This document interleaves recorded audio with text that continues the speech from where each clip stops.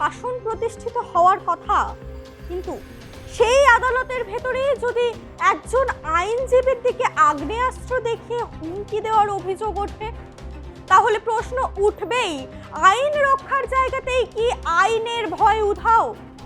নদিয়ার কৃষ্ণনগর আদালত চত্বরে বৃহস্পতিবার দুপুরে ঘটে যায় এমনই এক ঘটনা, যা ঘিরে চাঞ্চল্য ছড়িয়েছে। অভিযোগ, একটি মামলায় অভিযুক্তের নাম বাদ দেওয়ার জন্য আইনজীবীর উপর চাপ সৃষ্টি করা হয়, এমনকি আগ্নেয়াস্ত্র দেখিয়ে ভয় দেখানোরও অভিযোগ উঠেছে। ঘটনায় ইতিমধ্যেই দুজনকে গ্রেফতার করেছে পুলিশ। কিন্তু এই ঘটনার নেপথ্যে কি রয়েছে? কেন আদালতের মধ্যেই এমন দুঃসাহসিক ঘটনা ঘটল? আর যে মামলাকে কেন্দ্র করে এই বিতর্ক, সেটি নিয়েই বা কি অভিযোগ? বৃহস্পতিবার দুপুর, স্থান কৃষ্ণনগর জেলা আদালত। প্রতিদিনের মতোই আদালতের কাজ চলছিল। আইনজীবীরা নিজেদের মামলার প্রস্তুতি নিচ্ছিলেন।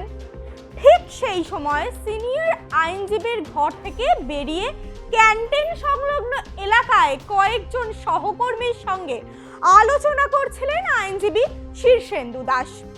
তার অভিযোগ, সেই সময় কয়েকজন অপরিচিত ব্যক্তি তাদের কাছে এসে একটি নির্দিষ্ট মামলার বিষয়ে প্রশ্ন করতে শুরু করেন।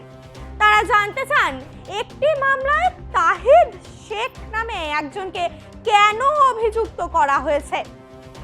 অভিযোগ অনুযায়ী ওই ব্যক্তিরা আদালত থেকেই মামলার কপি সংগ্রহ করেছিলেন।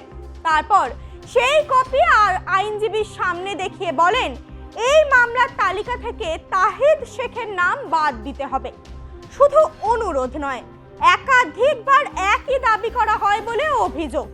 আইনজীবী শীর্ষেন্দু দাসের দাবি, ওই ব্যক্তিদের মধ্যে একজন নিজেকে তাহিদ শেখের ভাই বলে পরিচয় দেন। এরপর পরিস্থিতি আরো উত্তপ্ত হয়ে ওঠে। অভিযোগ, নাম না তুললে সমস্যা হবে বলে হুমকিও দেওয়া হয়।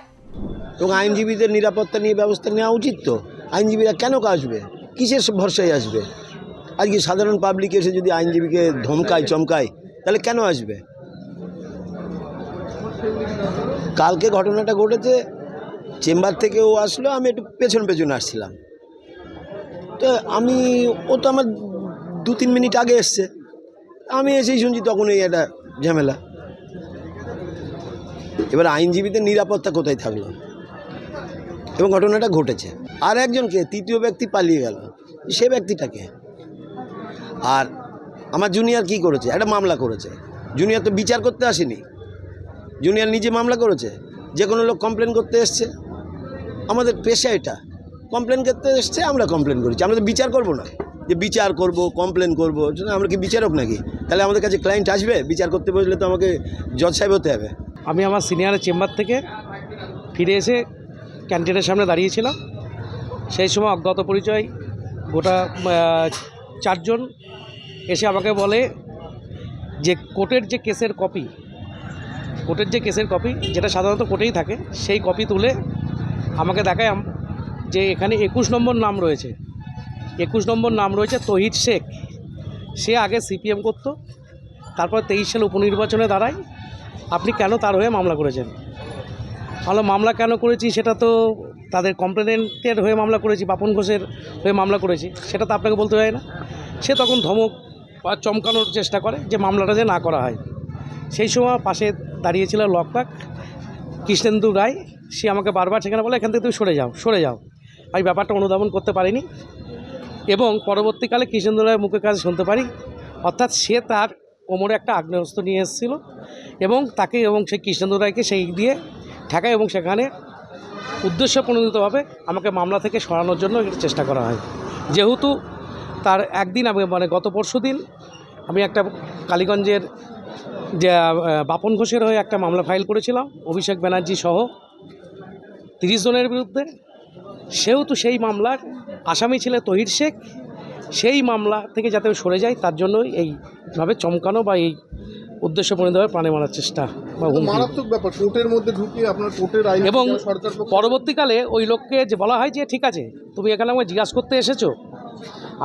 করতে এসেছো, ঠিক আছে, কিন্তু তুমি ওই লোকটাকে ডাকো, এর বিষয়ে আমি কোনো রকম কমপ্লেন বা কোনো কিছু করবো না, কোনো কিছু বিষয় নেই। ওই লোকটাকে জানো, মানুষ মাত্রই ভুল হয়, আমি ওই লোকটাকে ডাকো, ওই লোক মুখে শুনতে চাই। এবং ওই ব্যক্তিকে বারংবার সেখানে বলা হয়, কিন্তু ওই ব্যক্তি আর আসে না, যে সাদা জামা কালো প্যান্ট পরে যেত। এবং আমি তাকে বলি যে তুমি কিসে করে এসছে, ও বলে যে এই গাড়ি করে এসছি, ওই গাড়ি করে এসছি। পরবর্তীকালে দেখা যায় একটা কালো ডিজায়ার করে এসেছিলো, এবং কালো ডিজায়ারটা পরবর্তীকালে এবং সেই মুহূর্তে কোতোয়ালি থানার আইসি সিদ্ধার্থ শঙ্কর মণ্ডলও ঘটনাস্থলে পৌঁছায়।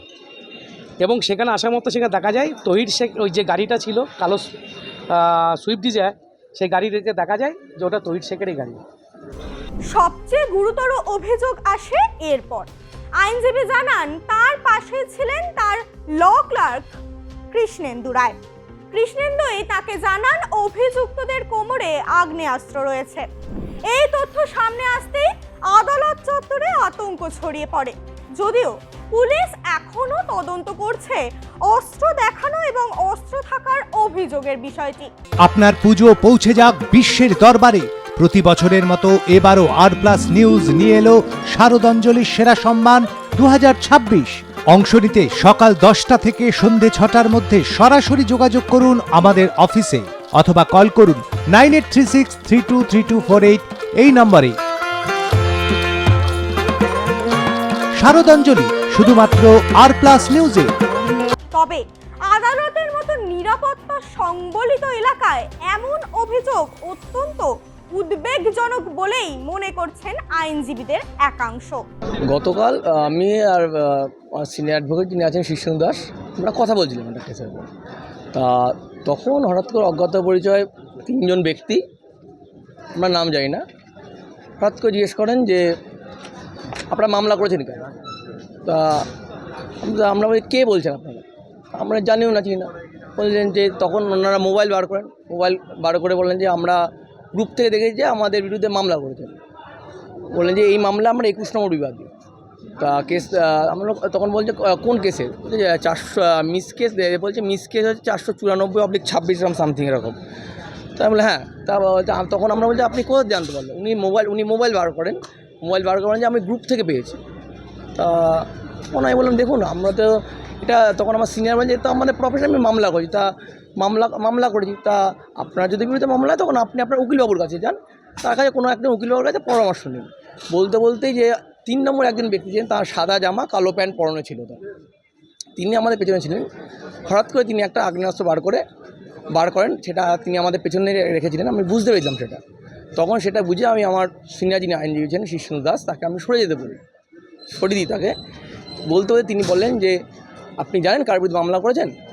তিনি বলেন যে না আমি জানি না, এটা আমার জানা কর্তব্য না, কারণ আমার ক্লায়েন্ট আমাকে যারা মামলা করতে মামলা করেছি আমি।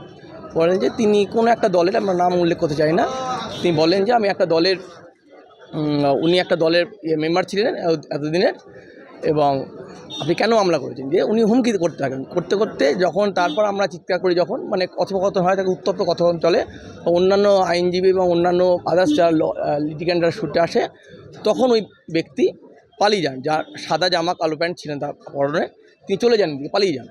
বাদবাকি 2 জন তখন ধরা পড়ে যায়, এবং ইন দ্য মিন টাইম তখন পুলিশও চলে আসেন এবং উকিলবাবুর যিনি সিকিউরিটি চলে আসে, যার ফলে উনি ধরা পড়ে যান। এবার আসা যাক সেই মামলার কথায়, যেটিকে কেন্দ্র করে এই উত্তেজনা তৈরি হয়েছে। জানা গিয়েছে গত বুধবার কালীগঞ্জের বাসিন্দা বাপন ঘোষ একটি অভিযোগ দায়ের করেন। সেই অভিযোগে মোট প্রায় 30 জনের নাম রয়েছে। অভিযোগে বলা হয়েছে সরকারি জমি থেকে বেআইনিভাবে মাটি কাটা হয়েছে, মূল্যবান গাছ কেটে বিক্রি করা হয়েছে। এই মামলায় অভিযুক্তদের তালিকায় রয়েছেন তৃণমূলের সর্বভারতীয় সাধারণ সম্পাদক ও সাংসদ অভিষেক বন্দ্যোপাধ্যায়ের নামও। এছাড়াও অভিযুক্তদের তালিকায় রয়েছে তাহিদ শেখের নাম। আর সেই নাম বাদ দেওয়ার জন্যই আইনজীবীর উপর চাপ সৃষ্টি করা হয়েছে বলে অভিযোগ। তবে উল্লেখযোগ্য বিষয়টি হলো এই অভিযোগগুলি আদালত উত্থাপিত হয়েছে এবং মামলার তদন্ত বিচার প্রক্রিয়া এখনো চলমান। অভিযোগের সত্যতা আদালতের বিচারাধীন বিষয়। স্থানীয় সূত্রে জানা গিয়েছে তাহিদ শেখ আগে সিপিআইএম এর সঙ্গে যুক্ত ছিলেন। 2023 সালের পঞ্চায়েত নির্বাচনে তিনি সিপিআইএম এর প্রার্থীও হয়েছিলেন বলে দাবি করা হচ্ছে। পরবর্তীকালে তিনি তৃণমূল কংগ্রেসে যোগ দেন বলে স্থানীয় সূত্রে বক্তব্য। এই রাজনৈতিক পরিচয় নিয়েও এলাকায় নানা আলোচনা শুরু হয়েছে। তবে বর্তমান ঘটনাটি মূলত আদালতে আইনজীবীকে হুমকি দেওয়ার অভিযোগকে কেন্দ্র করেই তদন্তাধীন। ঘটনাটির খবর দ্রুত পৌঁছে যায় কোতোয়ালি থানায়। ঘটনাস্থলে পৌঁছন থানার আইসি। পুলিশ সঙ্গে সঙ্গে অভিযান চালিয়ে দুজনকে আটক করে। পরে তাদের গ্রেফতার করা হয়। ধৃতদের নাম জাফর শরীফ এবং হাবু শেখ। পুলিশ জানতে পেরেছে তারা একটি মারুতি সুইফট ডিজায়ার গাড়ি করে আদালতে এসেছিলেন। অভিযোগ, সেই গাড়িতেই বসেছিলেন তহিদ শেখ। এই তথ্যের সত্যতা যাচাই করছে তদন্তকারীরা। পুলিশ এখন একাধিক বিষয় খতিয়ে দেখছে, যেমন আদালতে কারা ঢুকেছিল, তাদের কাছে সত্যি আগ্নেয়াস্ত্র ছিল কিনা, আদালতের সিসিটিভি ফুটেজ, গাড়ির গতিবিধি, ফোন কলের তথ্য, উপস্থিত প্রত্যক্ষদর্শীদের বক্তব্য, আদালত চত্বরে নিরাপত্তা ব্যবস্থায় কোনো ফাঁক ছিল কিনা। কিরে, তোর বেশ র্যাশ হয়েছে দেখছি। হ্যাঁ রে, কি করবো বলতো, র্যাশগুলো কিছুতেই কমছে না। অনেক কিছু ইউজ করলাম, তবুও কমছে না। আমার মনে হয় তোকে কোনো একজন ভালো ডার্মাটোলজিস্টের কাছে দেখানো উচিত। তুই ঠিক বলেছিস, কিন্তু কোনো ভালো ডার্মাটোলজিস্ট থাকলে একটু সাজেস্ট কর না প্লিজ। এই তোর তো একবার র্যাশ হয়েছিল না? তুই কোথায় দেখিয়েছিলিস? তুই একবার গৌরীদেবী হসপিটালসে দেখাতে পারিস। ওখানে ভালো এক্সপিরিয়েন্স ডার্মাটোলজিস্ট আছে। আমারও সেম প্রবলেম হয়েছিল। এখন ওখানে ট্রিটমেন্ট নিয়ে আমি এখন ঠিক আছি।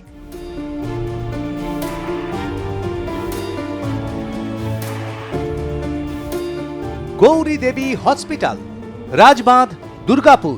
যোগাযোগ 8001003333, 8001113333।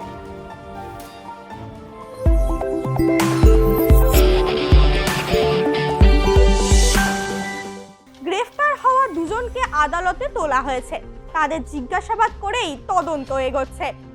আইনের মন্দির হিসেবে পরিচিত আদালত চত্বরে যদি আইনজীবীদের নিরাপত্তা নিয়ে প্রশ্ন ওঠে, তাহলে তা নিঃসন্দেহে উদ্বেগের। একদিকে বিচারাধীন একটি মামলাকে ঘিরে চাপ সৃষ্টির অভিযোগ, অন্যদিকে আদালতের মধ্যে আগ্নেয়াস্ত্র দেখানোর মতো গুরুতর অভিযোগ। এই ঘটনার পূর্ণ সত্য সামনে আনতে তদন্তের ফলাফলের অপেক্ষায় রয়েছে সকলেই। পুলিশের তদন্তে কি নতুন তথ্য উঠে আসে, আদালত এই ঘটনায় কি পর্যবেক্ষণ দেয় এবং অভিযুক্তদের বিরুদ্ধে কি আইনি ব্যবস্থা নেওয়া হয়, এখন সেদিকেই থাকবে নজর।